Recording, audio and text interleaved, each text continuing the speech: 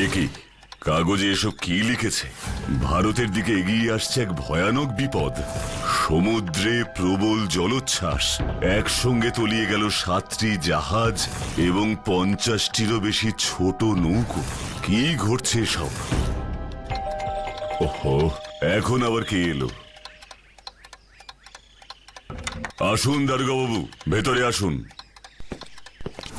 বলুন দারোগা বাবু, এত সকালে কি মনে করে? তুমি খবরটা পাওনি বান্টুল? কোন খবরের কথা বলছেন আপনি? ওই সমুদ্রে জাহাজ ডুবে যাওয়ার ব্যাপারটা? হ্যাঁ বান্টুল, এ তো ভয়ানক বিপদ। একসঙ্গে এত জাহাজ নৌকো ডুবে যাওয়া, সমুদ্রে এত বড় বড় ঢেউ, সমুদ্রের পাড়ের মানুষজন বাড়িঘর ছেড়ে পালাচ্ছে, মাঝে মাঝেই ভূমিকম্প হচ্ছে। এসব কি শুরু হলো বান্টুল? হ্যাঁ, আমিও তো সেটাই ভাবছি, কি হচ্ছে এসব?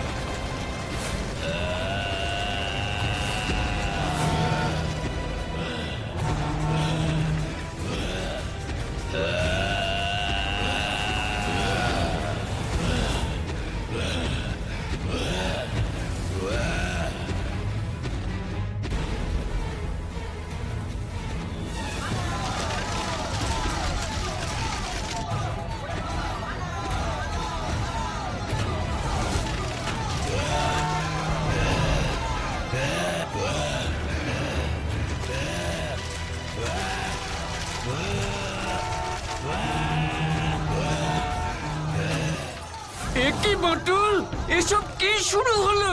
বাঁচাও বাটুল। দারোগা বাবু, ভূমিকম্প শুরু হয়েছে। এ সময় ঘরে থাকা ঠিক নয়, বাইরে চলুন।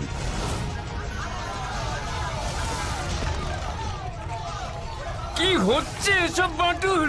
তাহলে কি এবার পৃথিবী ধ্বংস হয়ে যাবে? আমরা কেউ আর বাঁচবো না? কি সব উল্টোপাল্টে কথা বলছেন দারোগা বাবু? আমি থাকতে কারোর কোনো ক্ষতি হতে দেব না। ওই দেখো বাটুল, ওই দেখো, মাটি কিভাবে ফেটে যাচ্ছে। এবার এই ফাটলই আমাকে ভূমিকম্পের উৎসস্থলে নিয়ে যাবে। কি বলছো বাটুল? হ্যাঁ দারোগা বাবু, এই ফাটল ধরে এগোলেই বোঝা যাবে এই ফাটল শুরু হয়েছে কোথা থেকে, আর হঠাৎ এই ভূমিকম্পের কারণই বা কি। আমি যাচ্ছি।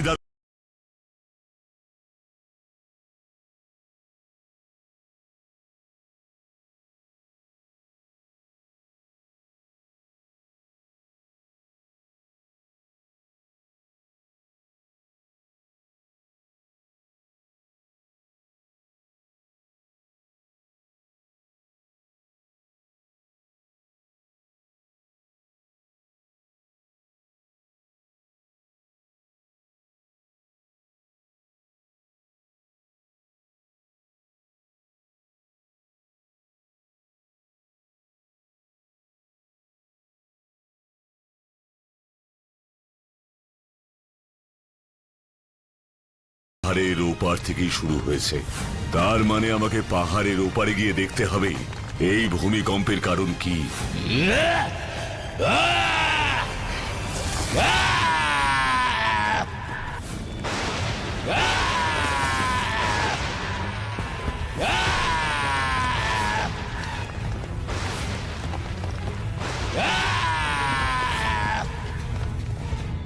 আরে কি এটা? এ তো একটা দৈত্য। কি ভয়ানক শক্তি! এর পায়ের চাপেই তাহলে এই ভূমিকম্প সৃষ্টি হয়েছে। না, একে আর শহরের দিকে এগোতে দেওয়া যাবে না। খুব বড় বিপদ হবে তাহলে। আমাকে যে করেই হোক ওটাকে আটকাতে হবে।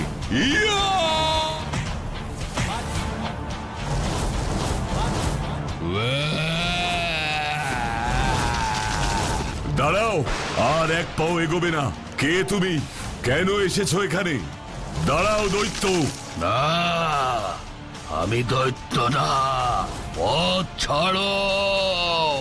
বাটুলকে আমার চাই। আমি বাটুল, যাকে তুমি খুঁজছো। কে তুমি? তুমি বাটুল? হ্যাঁ, আমি বাটুল। তুমি কে? কেন খুঁজছো আমাকে?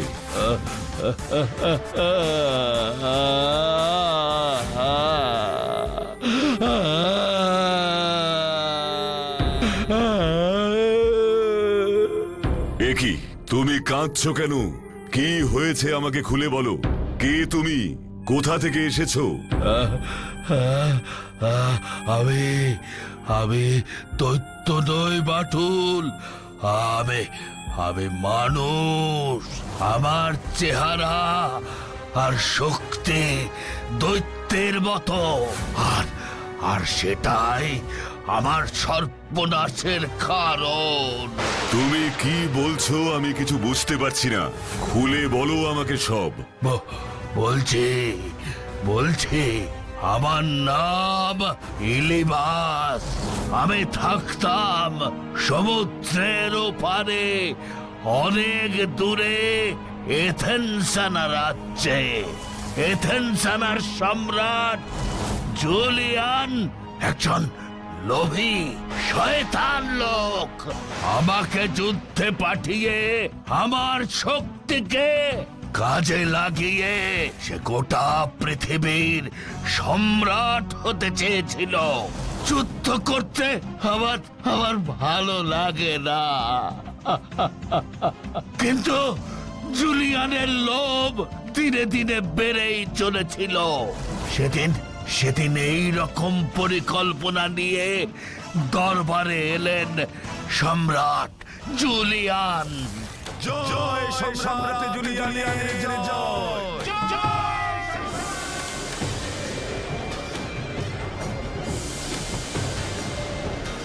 প্রতিবেশী রাজ্যের রাজারা সম্রাট জুলিয়ানের ভয়ে কাঁপছে।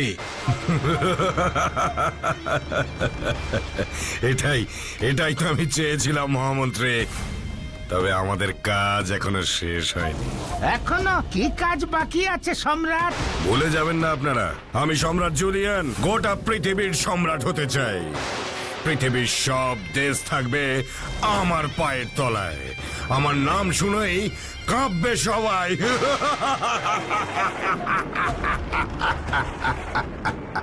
তাহলে কি আবার যুদ্ধের প্রস্তুতি নিতে হবে সম্রাট? হ্যাঁ, যুদ্ধ যুদ্ধ যুদ্ধ যুদ্ধ। এত ঘন ঘন যুদ্ধ করে আমাদের সেনারাও ক্লান্ত। আপনারা এত চিন্তিত হচ্ছেন কেন? আগের সব যুদ্ধগুলো আমরা যেভাবে জিতেছিলাম এবারও ঠিক সেইভাবে জিতবো। মহাবীর ইলিবাস থাকতে আমাদের চিন্তা কি? হ্যাঁ, তা ঠিক। হ্যাঁ, মহাবীর ইলিবাস থাকতে আমাদের হারাবার ক্ষমতা পৃথিবীতে কারোর নেই। মহামন্ত্রী, এখনই খবর পাঠাও ইলিবাসকে। একটা সমস্যা আছে সম্রাট। সমস্যা? কি সমস্যা? ইলিবাস জানিয়ে দিয়েছে যে সে আর যুদ্ধ করবে না। যুদ্ধ করতে নাকি তার ভালো লাগে না। ভালো লাগে না? মহামন্ত্রী, ইলিবাসের একটি বোন আছে না? আগে হ্যাঁ সম্রাট, তার নাম সিরাটো। খুব সুন্দরী সে। ইলিবাস এখন কোথায়? ইলিবাস রোজ এই সময়ে জঙ্গলে যায় কাঠ কাটতে। আর ওর বোন বাড়িতেই থাকে একা। হ্যাঁ সম্রাট। মহামন্ত্রী, এখনই সৈন্য পাঠিয়ে ইলিবাসের বোন সিরাটোকে বন্দি করো। সিরাটোকে কেন সম্রাট? ইলিবাসের শরীরের শক্তি যত বেশি, মাথায় বুদ্ধি যে ততটাই কম। আমি কিছু বুঝতে পারছি না সম্রাট। শুনেছি ইলিবাস নাকি তার বোনকে খুব ভালোবাসে। বোনের জন্য সে নাকি সবকিছু করতে পারে। হ্যাঁ, বুঝতে পেরেছি সম্রাট, বুঝতে পেরেছি। সিরাটোকে আমরা বন্দি করে রাখলে বোকা ইলিবাস বোনের কথা ভেবেই আমাদের হয়ে যুদ্ধ করতে বাধ্য হবে। আমি এক্ষুনি সেই ব্যবস্থা করছি সম্রাট। জয় সম্রাট জুলিয়ানের জয়। জয় সম্রাট জুলিয়ানের জয়। এবার আমাকে দেখা করতে হবে মহাবীর ইলিবাসের সঙ্গে। জয় সম্রাট জুলিয়ানের জয়।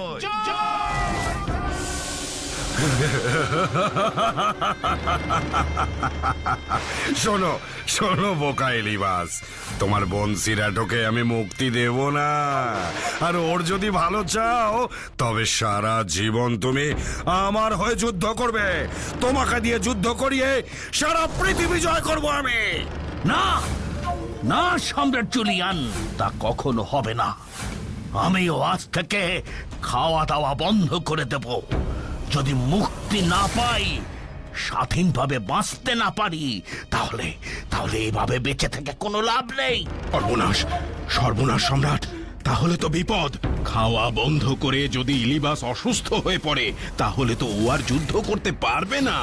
তখন যদি শত্রু রাজ্য আমাদের আক্রমণ করে, আমাদেরকে কে বাঁচাবে? তাহলে উপায় শোনো এলিবাস, আমি ঠিক করেছি তোমাকে আমি মুক্তি দিয়েই দেব। আর আমার বোন সিরাটোকে? তাকে যদি মুক্ত করতে চাও তবে যেখান থেকে পারো তোমার মতোই একজন শক্তিশালী মানুষকে খুঁজে আনো। আর তেমন মানুষ যদি খুঁজে না পাও তবে সিরাটোর কথা তোমাকে ভুলে যেতে হবে এলিবাস। এই রাজ্যেও আর কখনো তুমি ফিরে আসতে পারবে না, বুঝেছ? বুঝেছি বুঝেছি সম্রাট। তবে তবে বিদায় নেবার আগে আমি আমি আমার বোনকে একবার দেখতে চাই। তার সঙ্গে একটিবার আমি কথা বলতে চাই। বেশ মহামন্ত্রী। যথাজ্ঞা সম্রাট।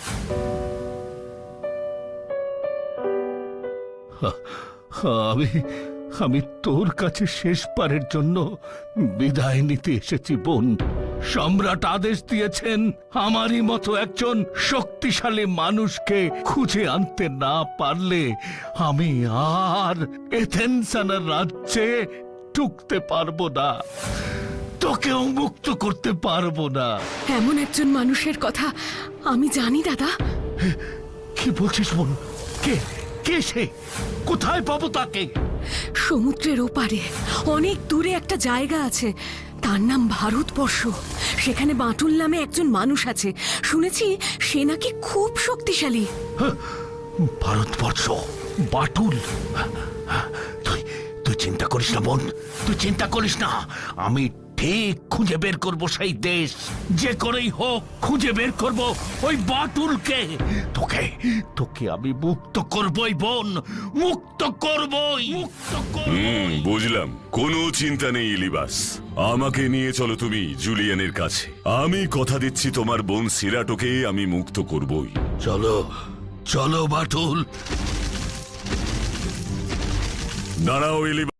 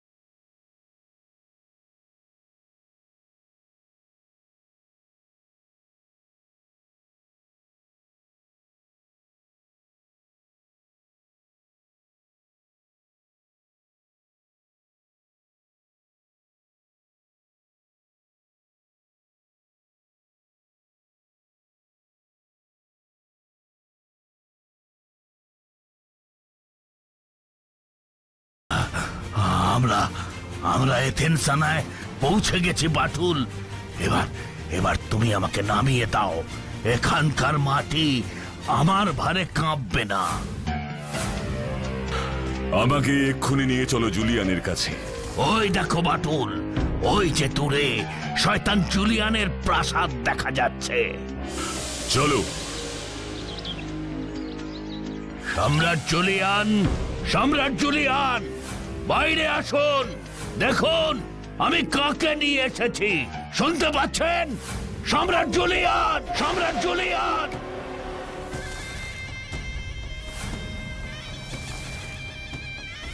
এ কাকে ধরে এনেছো ইলিবাস? তোমাকে তো আমি বলেছিলাম একটা শক্তিশালী মানুষকে খুঁজে আনতে, আর তুমি এ কাকে ধরে আনলে?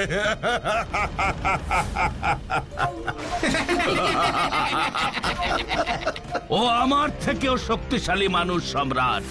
সারাটা রাস্তা ও আমাকে কাঁধে বসিয়ে নিয়ে এসেছে। ওর নাম বাটুল। বাটুল? মজা আছে, মজা আছে।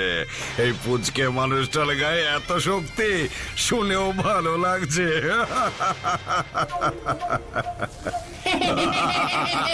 তোমার কোনো সন্দেহ থাকলে পরীক্ষা করে নাও জুলিয়ান। কি এত বড় কথা? বেশ, তুলে নিয়ে যাও দেখি আমার এই প্রাসাদটাকে নদীর ধারে। বেশ, তবে তাই হোক।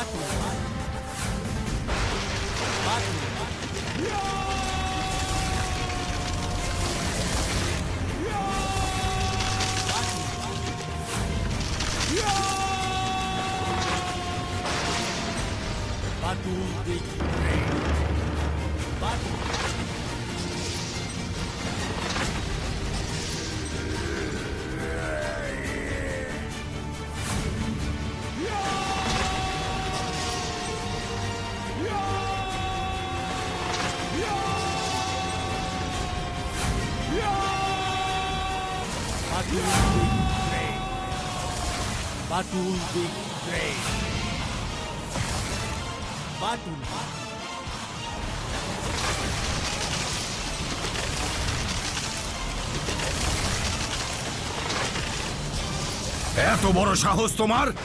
আমার প্রাসাদকে সত্যি সত্যি তুলে আনলে? সম্রাট, সম্রাট, এ তো সাংঘাতিক লোক। এ তো ইলিবাসের মতো বোকা নয়। তোমাকে এই অপরাধে শাস্তি পেতেই হবে বাটুল। সৈন্যরা, সৈন্যরা, ওকে বন্দি করো। আমি ওর মৃত্যুদণ্ডের আদেশ দিলাম। তাই নাকি? আমাকে শাস্তি দেবার আগে তুমি নিজের অপরাধের শাস্তি পাবে শয়তান।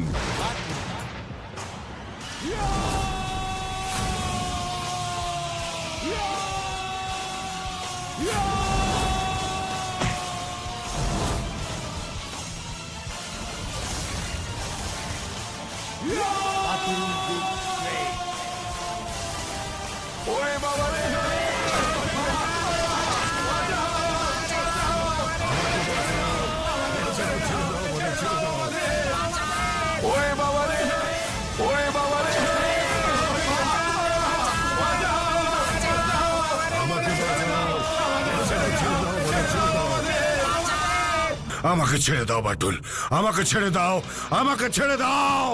ছেড়ে দেব, আগে ইলিবাসের বোন সিরাটোকে নিয়ে আসতে বলো। সৈন্যরা, এক্ষুনি এক্ষুনি সিরাটোকে এখানে নিয়ে এসো। যাও মহাবীর ইলিবাস, তোমরা আজ থেকে মুক্ত। নিজের শক্তিকে এবার পৃথিবীর ভালো করার কাজে লাগিও। বিদায় বন্ধু। ধন্যবাদ, ধন্যবাদ বন্ধু। বিদায়। চলো সিরাটো, আজ আমরা মুক্ত, আমরা স্বাধীন, আমরা মুক্ত।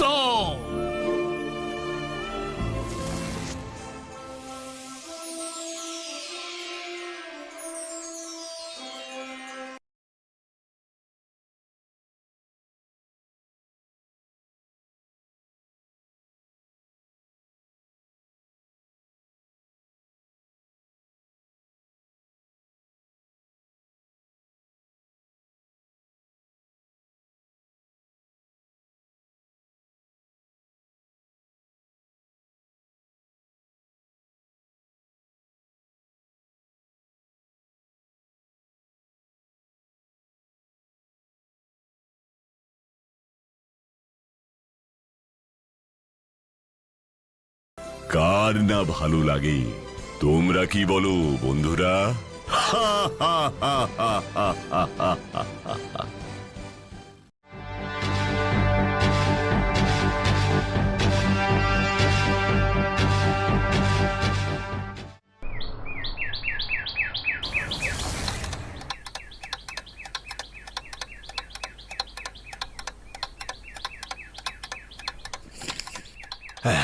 নমস্কার বাটুল বাবু। নমস্কার। বসুন আপনারা।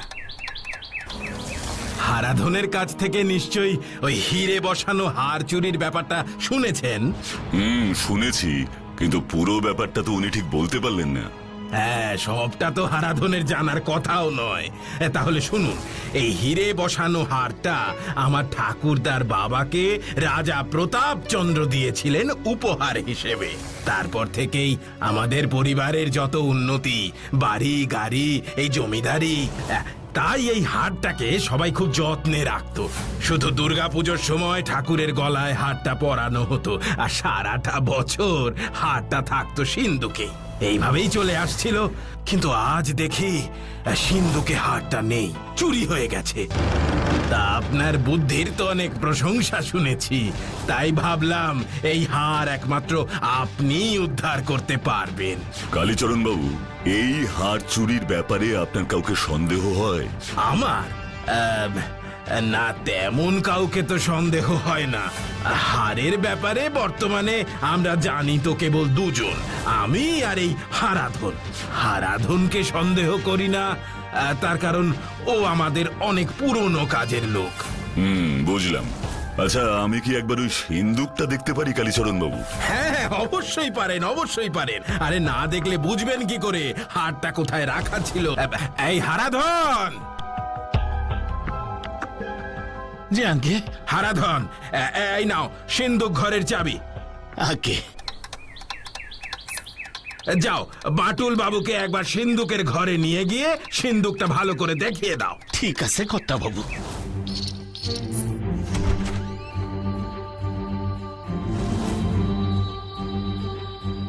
এবার আপনি সিন্দুকটা খুলুন হারাধন বাবু।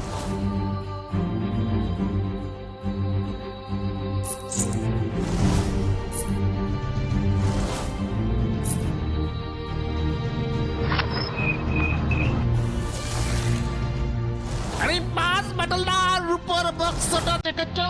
কি দারুণ কাজ করা! এই কারুকাজগুলো সব হাতির দাঁতের। এই জিনিস এখন আর পাওয়া যায় না বাটুল বাবু।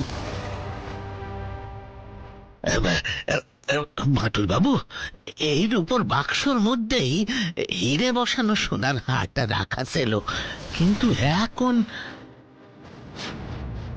হারটা আর নেই, বাক্সটাও ফাঁকা। আর ভ্যানিস! এ চোর বড় অদ্ভুত চোর। কিছু কইলেন বাটুল বাবু? বলছি যে চোর কোনো সাধারণ চোর নয়। কেন এ কথা কইছেন বাটুল বাবু? কেন বলছি, আস্তে আস্তে সব জানতে পারবেন হারাধন বাবু।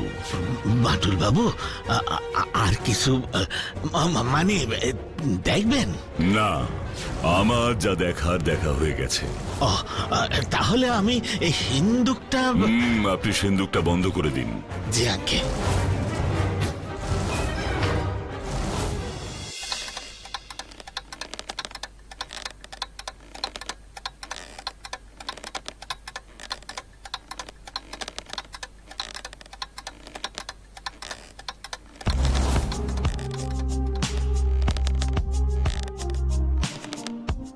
হ্যাঁ, বসুন বসুন। তা কি বাটুল বাবু, সব দেখলেন? দেখলাম, কিন্তু একটা কথা আপনাকে এখনই বলতে চাই। কি কথা বলুন তো? চোর কিন্তু এই বাড়িরই কেউ।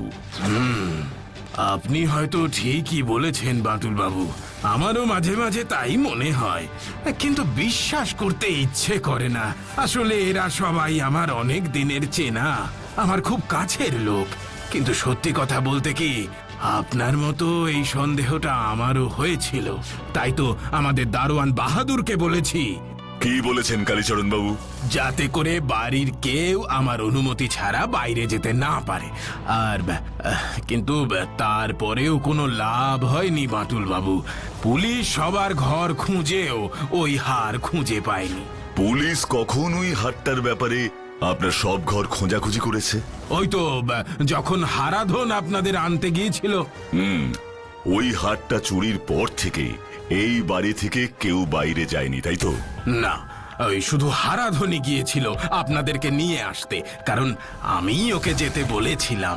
তার মানে তো হাটটা এখনো এই বাড়িতেই আছে। সেটা আমি কি করে বলবো, পুলিশ তো পায়নি। এখন সেটা বের করাই তো আপনার কাছে চ্যালেঞ্জ, কি বলেন বাটুল বাবু?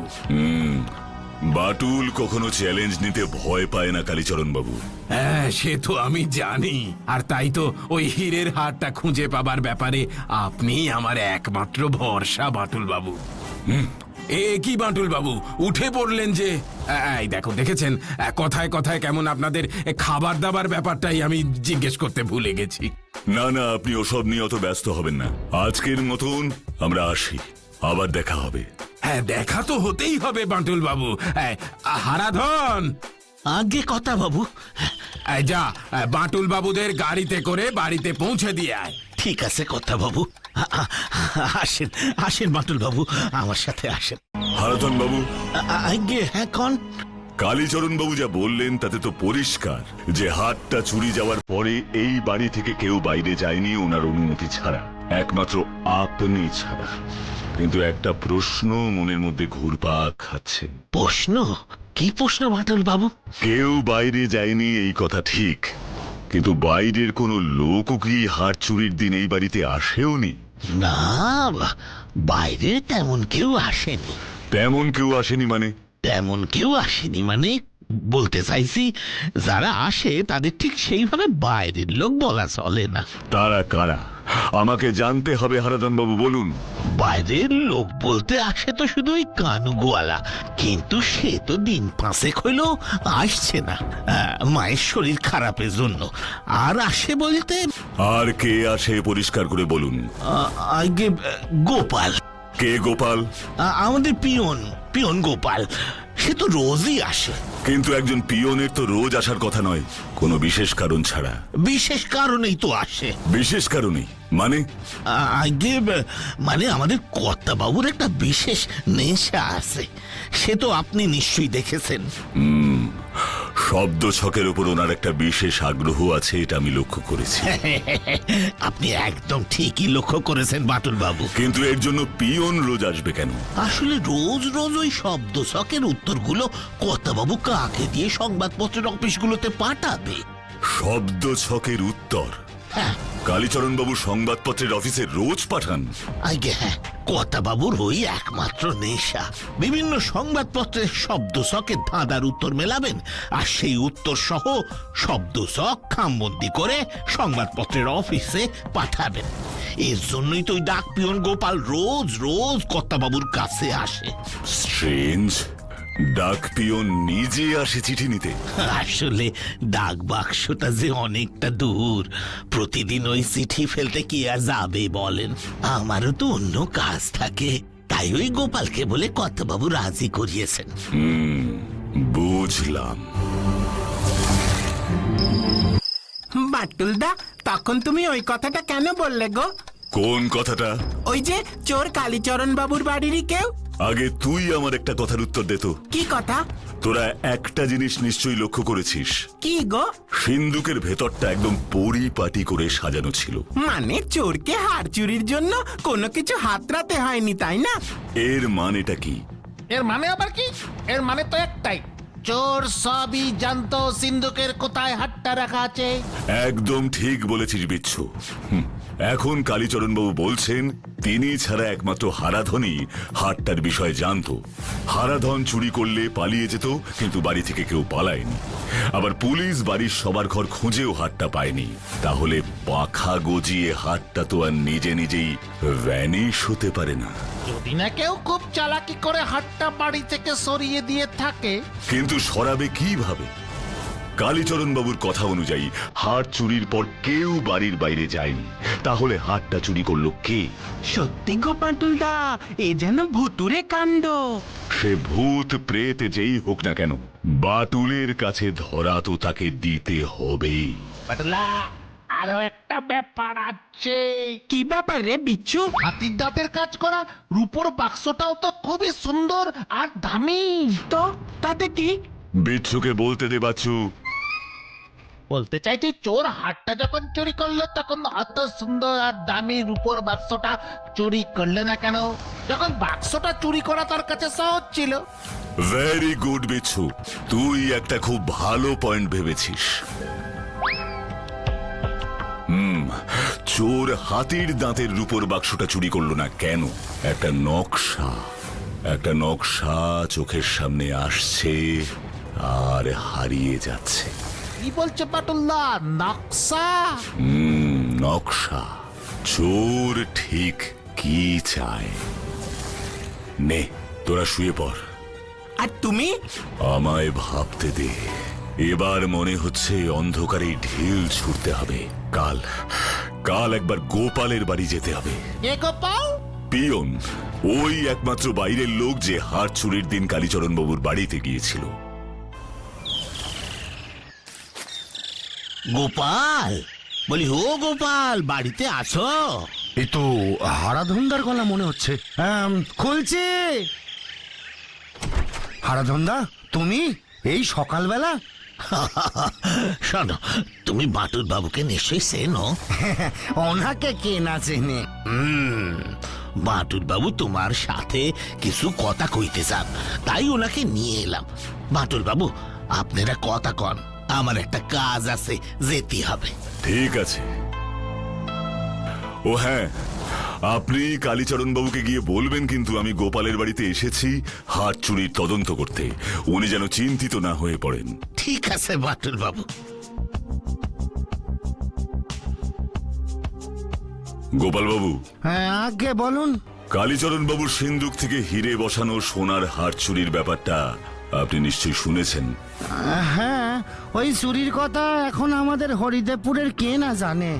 সবাই জানতে পারে, কিন্তু চুরির দিন কালীচরণ বাবুর বাড়িতে বাইরের লোক বলতে একমাত্র আপনি গিয়েছিলেন। আপনি কি কি বলতে চাইছেন বাটুল বাবু? আমি বলছি হাড় চুরির দিন বাইরের লোক বলতে একমাত্র আপনি কালীচরণ বাবুর বাড়িতে গিয়েছিলেন। হ্যাঁ, আমি গিয়েছিলাম। এটা যখন জানেন তখন এটাও নিশ্চয়ই জানেন যে আমি কেন গিয়েছিলাম। জানি। শব্দ ছকের উত্তর করা খামবন্দি কাগজটা আনার জন্য। আর সেটা নিশ্চয়ই আমি আমার জন্য আনি না। খবরের কাগজের অফিসে ওই চিঠিগুলা পাঠানোর জন্যই আমাকে রোজ কালীচরণ বাবুর বাড়িতে যেতে হয়। জানি। একটা প্রশ্নের উত্তর দিন তো। কি? ওই শব্দ ছকের উত্তর ছাড়া আর কি কিছু কালীচরণ বাবু আপনাকে দিতেন পোস্ট করবার জন্য? মানে কি বলতে চাইছেন আপনি? হাড় চুরির ব্যাপারে আপনি আমারে সন্দেহ করতেছেন? আপনি খামোখা এতটা উত্তেজিত হচ্ছেন। ঠিক আছে, আজ আমি আসছি, আবার পরে দেখা হবে। আমার প্রশ্নগুলো শুনে গোপাল বাবুর এতটা রেগে যাওয়ার কারণ কি? তাহলে কি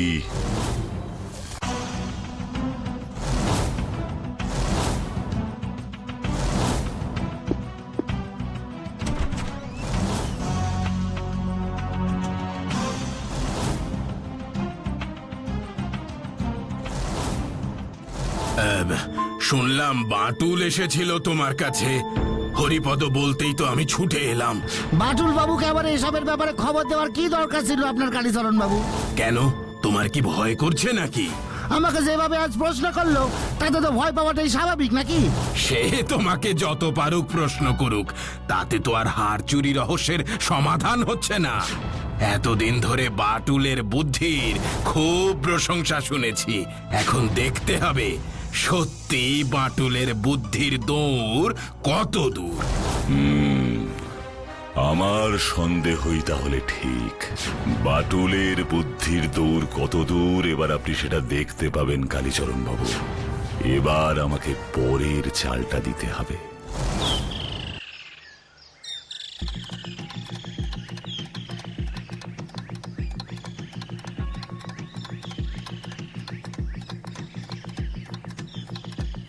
তুমি কি লিখছো গো বাটুলদা?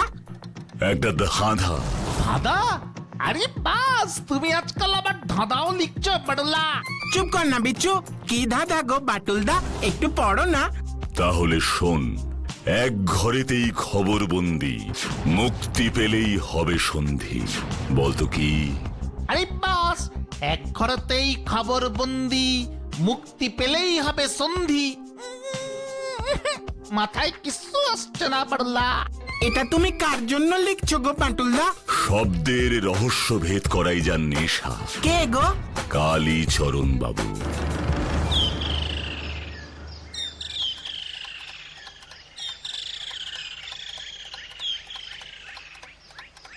আরে বাটুল বাবু যে কি ব্যাপার, বসুন বসুন। বসতে এখানে আমি আসিনি কালীচরণ বাবু, তাহলে একটা ধাঁধার উত্তরের জন্য আপনার কাছে এসেছি।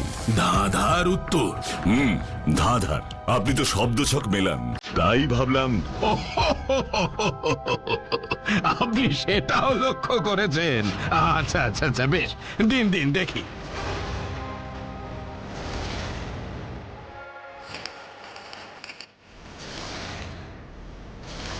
খবরবন্দি, মুক্তি পেলেই হবে সন্ধি। এবারের উত্তরটা কি হবে বলুন তো কালীচরণ বাবু? এ তো খুব সহজ, চিঠি। কিভাবে? কেন, এ তো খুবই সোজা। খবর বন্দি কোথায় থাকে? চিঠিতে। আর চিঠি কোথায় বন্দি থাকে? খামে। খাম খুলে আমরা চিঠি পড়ি, মানে আমরা খবরকে মুক্তি দিই। আর সন্ধি মানে ওই চিঠি তো দুজনের মধ্যে যোগাযোগ স্থাপন করে। খামের ভেতর চিঠি কি শুধু বন্দি করা যায়? খামের মধ্যে চিঠি ছাড়া আর কি? এই প্রশ্ন কেন করছেন বাটুল বাবু? আপনি গোপালের বাড়িতে কেন গেছিলেন কালীচরণ বাবু? ইয়ে মানে এমনি এমনি। ও আমার চিঠি রোজ সংগ্রহ করে নিয়ে যায়, ওকে তার জন্য আমি বকশিস দিতে গিয়েছিলাম। তাই নাকি আমার বুদ্ধির দৌড় পরীক্ষা করবার জন্য গোপাল আপনাকে হেল্প করছে, তার বকশিস?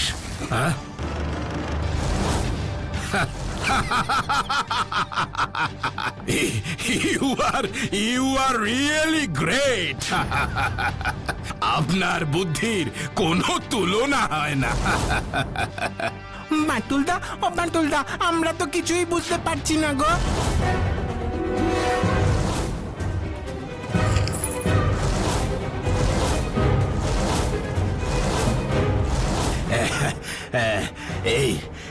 এই হলো আমার হিরে বসানো হার।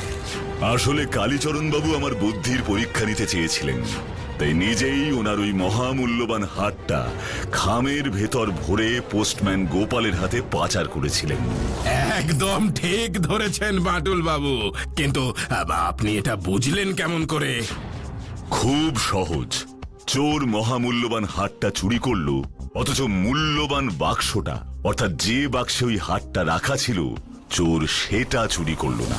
কেন? পয়েন্ট নাম্বার 2, চোর আসলো, সিন্দুক খুললো, হারটা নিল আর চলে গেল। বাহ, চোর কি ওই চাবির গোছার 10-12টা চাবির মধ্যে থেকে জানতো ঠিক কোন চাবিটা এই সিন্দুকের? বাহ বাহ বাটুল বাবু, বাহ। অন্য চাবিগুলো দিয়ে সিন্দুক খোলার চেষ্টা হলে অন্তত সিন্দুকে চাবি ঢোকানোর জায়গাটায় ঘষাঘষির চিহ্ন পাওয়া যেত, কিন্তু সেখানে কিচ্ছু ছিল না। আর পয়েন্ট নাম্বার 3, আপনি চুরির পরে পুলিশকে খবর দিলেন, তারা কিছুই করতে পারল না। সেদিকে আপনার কোনো ভ্রুক্ষেপ নেই, সব মনোযোগ আমার উপর। আমি কি করি এই ব্যাপারে। স্ট্রেঞ্জ, এত দামি ওই হার, আপনার বিন্দু মাত্র দুশ্চিন্তা নেই। আপনি নিশ্চিন্তে শব্দছক সলভ করছেন। ইয়া, দারুণ। তারপর আর কি, গোপালের সাথে দেখা করলাম, কিন্তু তখনও ভাবিনি আপনি নিজে জড়িত এই কাজে। কিন্তু হারাধন বাবুর কাছ থেকে আপনি যখন জানলেন আমি গোপালের কাছে এসেছি, তৎক্ষণাৎ আপনিও চলে গেলেন গোপালের বাড়িতে। আর এটাই আমি চাইছিলাম। ও, এই কারণে আপনি করেছিলেন? আপনি কালীচরণ বাবুকে গিয়ে বলবেন কিন্তু আমি গোপালের বাড়িতে এসেছি হাত চুরির তদন্ত করতে। ওটা ছিল আমার একটা আন্দাজে ঢিল ছোড়ার মতন একটা চাল, জাস্ট লেগে গেল। বাটুল বাবু, সত্যি আপনার জন্য আমি গর্বিত। আমি হারটা বাক্স থেকে বের করে খামের মধ্যে ভরে গোপালের কাছে পাঠিয়ে দিয়েছিলাম। বাড়িতে সকলে ভেবেছিল আমি রোজগারের মতো শব্দছকই পাঠাচ্ছি। শব্দছকের ধাঁধার উত্তর সলভ করতে করতে আপনি নিজেই এই হারের ধাঁধাটা তৈরি করে আমার বুদ্ধির পরীক্ষা নিচ্ছেন, এমন সন্দেহ আমার প্রথম থেকেই ছিল। আপনি যদি হার চুরির ব্যাপারে আরেকটু চিন্তিত বা উদ্বিগ্ন হতেন, তবে আমার কাজটা কিন্তু আরেকটু কঠিন হতে পারত। কি আর করব বাটুল বাবু, শব্দছক সলভ করবার নেশা তো একদিন না করলেই পেটের ভিতরটা কেমন যেন গুড় গুড় গুড় গুড় গুড় গুড় করে। তা বলে যার ঘরে এত বড় একটা মহামূল্যবান জিনিস চুরি হয়েছে সে কি নিশ্চিন্তে ঠান্ডা মাথায় শব্দছক সলভ করছে? এটা একটু বাড়াবাড়ি হয়ে গিয়েছিল কি, তাই না?